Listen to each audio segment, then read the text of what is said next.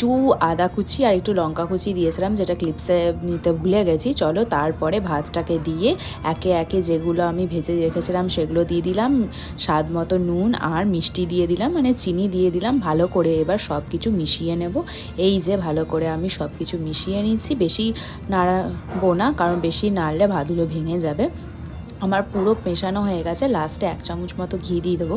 আমি ঘি দিয়ে দিয়েছি, ক্লিপস নিতে সত্যি ভুলে গেছিলাম। চলো আমার পুরো ফ্রাইড রাইস রেডি হয়ে গেছে। এই যে তোমরা দেখতেই পাচ্ছ কতটা ঝুরঝুরে হয়েছে।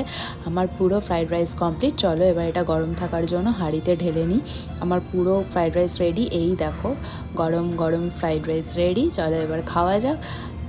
কেমন লাগলো সবাই অবশ্যই কমেন্টে জানিও। চলো বোনের কাছ থেকে দেখে নিই ওর কেমন লাগছে। আমি লুকিয়ে লুকিয়ে যদিও বা করেছিলাম ভিডিওটা। ওই দেখো খাবে আর রিয়াকশান দেবে নিজে নিজেই।